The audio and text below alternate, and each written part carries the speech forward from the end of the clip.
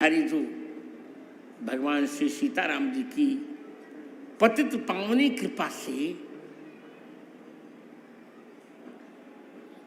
श्री इटावा के सांसद और यहाँ के निवासी जो लगातार 3 बार से सांसद हमारे बहुत वात्सल्य भाजन राम शंकर कठेरिया और उनकी धर्म पत्नी मृदुला कठेरिया और उनके सहयोगियों द्वारा समायोजित उत्तर प्रदेश के ऐतिहासिक नगर आगरा के सीता बाजार के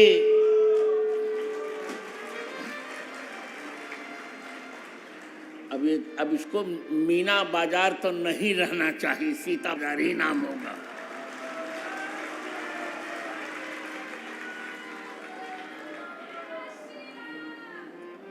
मीना बाजार ये महिलाओं का अपमान है। अकबर को लोग द ग्रेट कहते हैं। कितने मूर्ख ऐतिहासिक लोग हैं। इसी मीना बाजार में अकबर सुंदर हिंदू कन्याओं पर उनके चरित्र को बेचने के लिए सट्टा लगवाता था। यही हिंदू लड़कियां बेचारी बेची जाती थी। इतने छी ऐसा मीना बाजार क्यों? अब हम आजाद हो चुके हैं। अब इसका नाम मीना बाजार नहीं रहेगा, अब इसका नाम सीता बाजार ही होगा।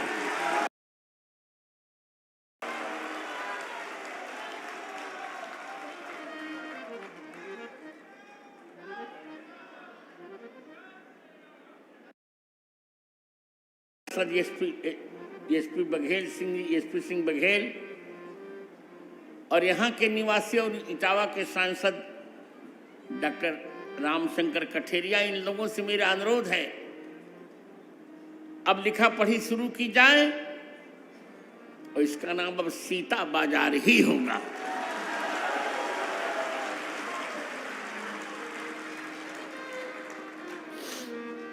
देखिए, अभी आज ही पत्रकार कह रहे थे बुढ़ा नहीं हूं। आप मेरे चेहरे को देखकर बताइए क्या मैं बुढ़ा? आप मेरे चेहरे को देखकर बताइए क्या मैं बुढ़ा था? मैं पर मर तो गए ही बेचारे, तो सही है ना। मुलायम सिंह जी भी नहीं रहे और काशी राम जी भी नहीं रहे। अब तो राम, जय श्री राम ही है भाई। मरे मुलायम काशी राम, अब प्रेम से बोलो। तो मित्रों, इस सीता बाजार में समायोजित अपनी श्री राम कथा श्रृंखला की 1367वीं श्री राम कथा के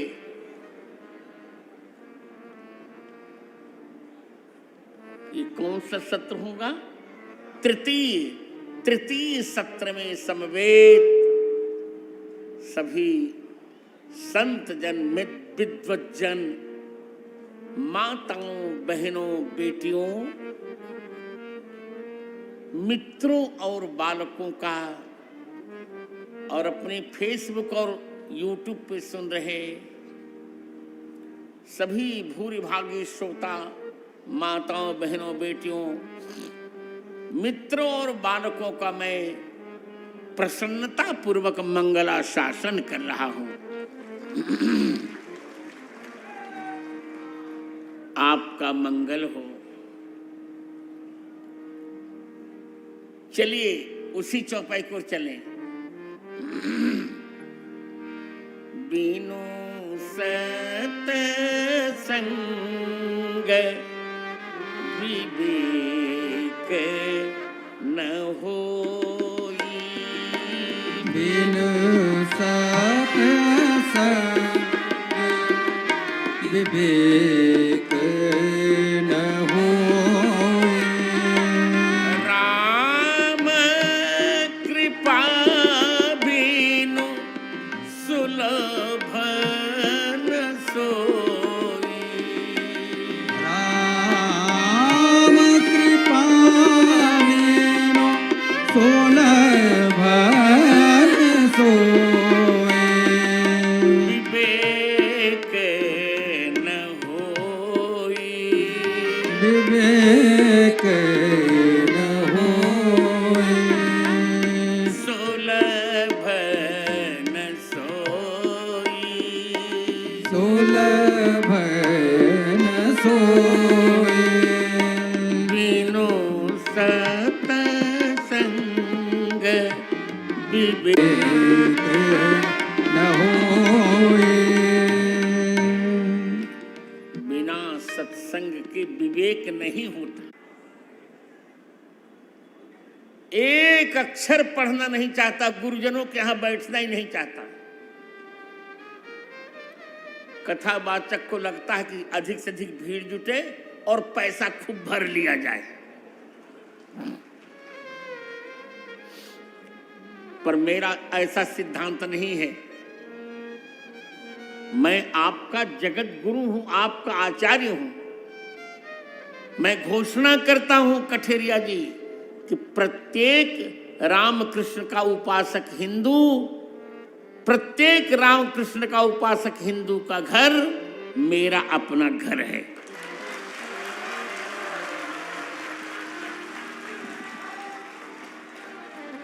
प्रत्येक जब महिलाओं के सम्मान की बात आए, कोई महिला की इज्जत लूट रहा हो, तो उस समय अहिंसा सबसे बड़ा अधर्म है। उस समय तो जो भी हथियार साथ में ठाए कर दो, जो कुछ होगा होगा। हमारी बहन बेटी पर यदि किसी ने गलत दृष्टि डाली तो उसकी आंख निकाल देनी चाहिए। यही सबसे बड़ा धर्म है।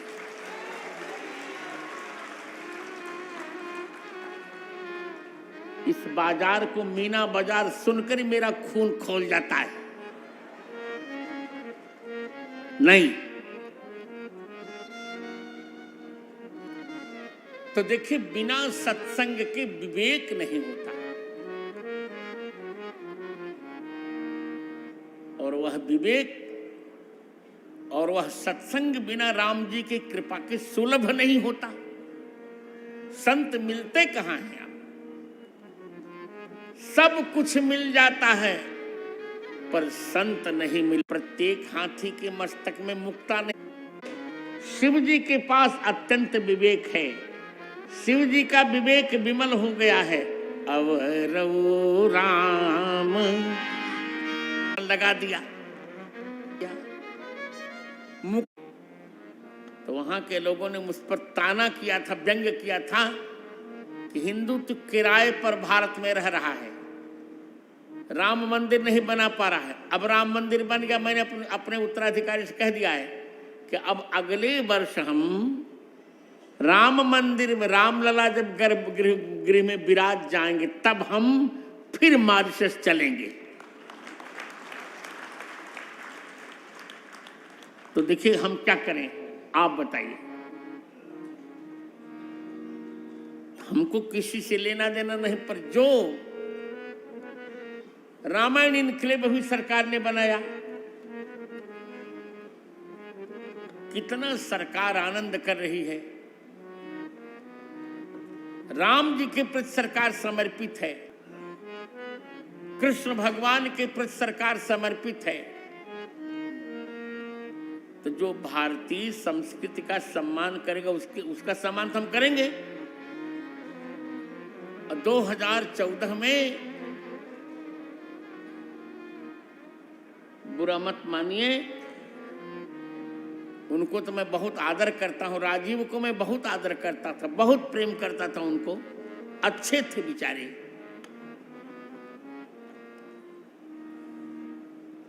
पर उनकी, राजीव तो नहीं रहे, तो उनकी विधवा श्रीमती सोनिया गांधी महाभागा पूर्व राजमाता ने एक बयान, एक हलफनामा दिया था कोर्ट में कि राम जी अयोध्या में पैदा ही नहीं हुए। बताइए। और मनमोहन सिंह ने हाँ में हाथ में, तो फाइली प्रधानमंत्री थे।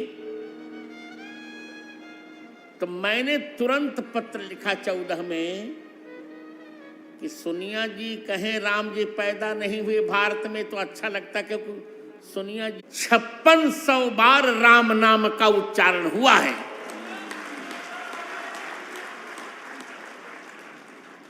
तुम भी कह रहे हैं भारत में राम जी पैदा नहीं हुए।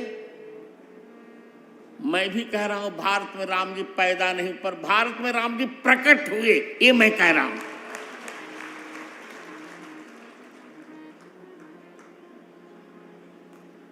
आर्य समाजी भी कहता है कि वेद में अवतारों की चर्चा नहीं है। तो मैं आर्य समाजियों से बहुत विनम्रता से कहता हूं कि तुमको पूरे मंत्र में केवल 2.5 मंत्र तुमको याद है वेद के।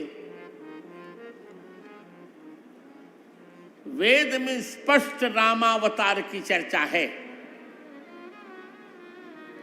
और कभी अवसर लगेगा तो आपको मैं, आगरा वाले फिर कभी मुझे बुलाएंगे तो मैं वेद के मंत्रों के आधार पर राम कथा सुनाऊंगा।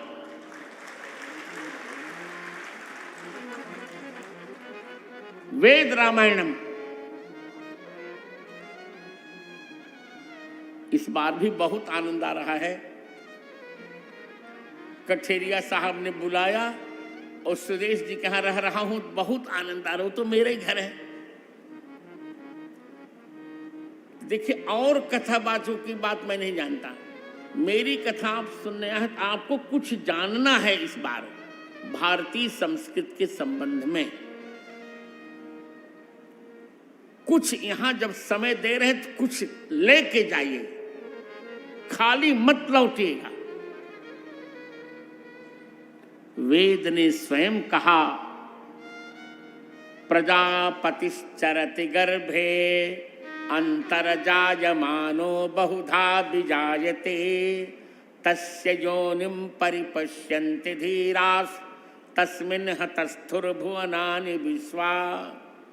प्रजापति ही चरति गर्भे, प्रजाओं के पति भगवान राम और भगवान कृष्ण एक गर्भे चरती, भगवान राम कौशल्या जी के गर्भ में विचरण करते हैं और भगवान कृष्ण देवकी जी के गर्भ में विचरण करते हैं और यशोदा गर्भ में। वेद का मंत्र है, देवकी और यशोदा जी के गर्भ में विचरण करते हैं। अंतर्गत अजायमानो बहुधा विजायते, शरीर से जन्म नहीं लेते, प्रकट होते हैं और प्रकट होकर बहुत प्रकार से लीला करते हैं। तस्य योनिम परिपश्यन्ति धीरा, उनके योनिम माने जन्म के रहस्य को धीर लोग जानते हैं, देखते हैं। तस्मिन् हतस्थुर भुवनानि, उन्हीं भगवान में सारा संसार विराजमान है। इसलिए वेद में भी भगवान राम के अवतार की कथा है, ये मैं कह रहा हूं।